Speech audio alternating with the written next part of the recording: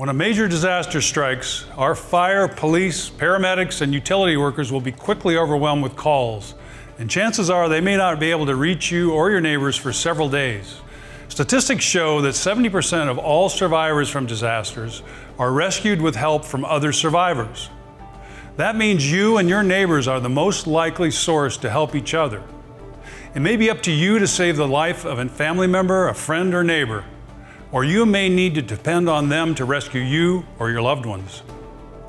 Ultimately, the key to surviving a major disaster is neighbor helping neighbor.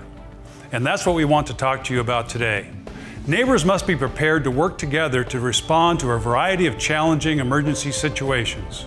People who are prepared and who have some basic first aid and survival plans are more likely to know what needs to be done and how to do it when disaster strikes.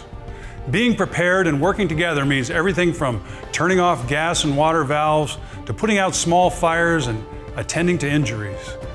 Knowing what to do in that first crucial hour of a disaster could mean the difference between life and death and significantly reduce the amount of damage sustained. Map Your Neighborhood, or MYN, is an award-winning program being used throughout the United States for many years, and we're using it in Pasadena too.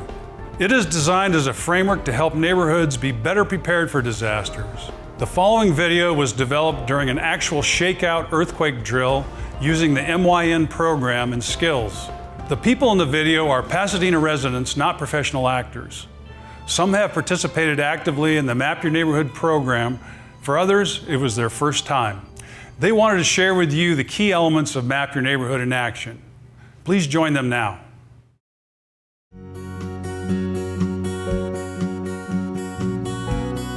Disasters will strike at any time of the day or night. It is not a matter of if, but when. During an earthquake, emergency management professionals all agree that drop, cover, and hold on is the appropriate action to reduce injury and death. Immediately protect yourself as best you can, where you are. Earthquakes occur with little or no warning. They may be so violent that you cannot run or crawl. After the initial shaking from an earthquake has stopped, first take care of yourself, your family, and pets. Look around for visible hazards such as broken glass. Go to your emergency supply kit under your bed and get essential items like a flashlight, shoes, and a checklist. Remember, this will be a stressful and confusing time. Your checklist will remind you of the critical steps learned in Map Your Neighborhood. Protect your feet by putting on socks and sturdy shoes. Use a helmet to protect your head from falling objects. Put on heavy gloves to protect your hands. If you are a member of a community emergency response team, put on your vest. Remember, you don't want to be a victim, you want to be a survivor who can help others. Once you've prepared yourself and family members and secured the inside of your home, you check for natural gas leaks. You may smell it, hear a loud hissing sound, or see dials on the meter erratically moving around. If you believe the gas is leaking, immediately shut off the valve with a quarter turn in either direction. Remember, once the gas is shut off, you will not be able to safely turn it back on without the assistance of the gas utility.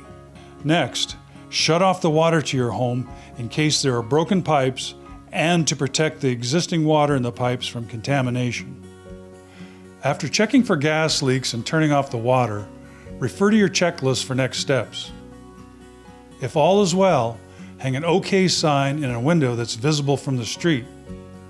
At your Map Your Neighborhood training, you will attach Band-Aids to your sign so there's no need to look for tape during a disaster. By notifying potential search teams of your status, you save valuable time for the people who need assistance. Following the Map Your Neighborhood approach, once your own home is secured, you will leave one of your fire extinguishers in front of your home so they can quickly be gathered to extinguish a neighborhood fire. A fire doused in its early stages could save an entire neighborhood from burning. Then you will meet your neighbors at the neighborhood gathering site, which was previously identified in your Map Your Neighborhood session. Teams will be formed to methodically check the homes in specific assigned areas to help neighbors and to shut off leaking gas or water as needed. Radio communication is important to clarify issues and report problems. The neighborhood teams will check on the elderly, disabled, children, and animals. They will check each home for gas and water leaks and immediately report public safety issues such as fires, down power lines, and other dangerous situations. A neighborhood home may be designated as a safe location for pets. They will be watched over while other neighbors are being checked on. This will also provide time for glass cleanup so the animals can return to safe homes. If a member of the team finds a problem, such as a fire, she will immediately notify other teams on her walkie-talkie. This team identified a kitchen fire, possibly fueled by natural gas. Their first action is to shut off the gas supply. Before entering the home, first check to see how hot the room is to determine if it's too risky to enter. A good way is to use the back of a gloved hand. If it is deemed to be safe, team members may enter together. The fire extinguishers that have been placed in front of other houses can now be gathered quickly. Be sure to use the PASS or PASS approach to extinguish a fire. P. Pull the pin. This will also break the tamper seal. A. Aim low, pointing the extinguisher nozzle at the base of the fire. S. Squeeze the handle to release the extinguishing agent. S. Sweep from side to side at the base of the fire until it appears to be out. By working as a team, if one extinguisher runs out, another can be used to finish the job. As team members continue their damage assessment, they may identify serious hazards such as down power lines. A power line in a pool is especially dangerous. First, the area needs to be blocked off. Then the City of Pasadena Emergency Operations Center, or EOC, needs to be notified. As a result, team members contact a ham radio operator in the neighborhood who relays the information to the disaster information site at the nearest fire station. Disaster information sites will be staffed with volunteers, including amateur radio operators, who will contact the city's EOC. If you don't have a ham radio operator, send a team member to the disaster information site at your local fire station to report in person. As team members continue their neighborhood assessment, they may come across injured people. Using a walkie-talkie, a team member calls for assistance from others. A CERT bag containing a first aid kit and the neighborhood stretcher have been positioned at the gathering site. Members trained in basic first aid will provide assistance. It is important that the team members work together to treat the injured. If needed, use a stretcher to carry them to your neighborhood's designated care center. As a part of your Map Your Neighborhood training, each neighborhood will identify a care center. This care center will have equipment and facilities to provide for those who are injured, as well as the elderly and children. After the initial assessment has been completed, team members will return to the gathering site to complete their written notes and share their findings. For example, information should be shared about injured persons, small children found without parent or responsible adult, elderly persons, and pets. The information shared should be detailed because it will be needed later for official follow-up purposes. The team should also document any homes that were not checked due to loose dogs, locked gates, or unsafe structural conditions.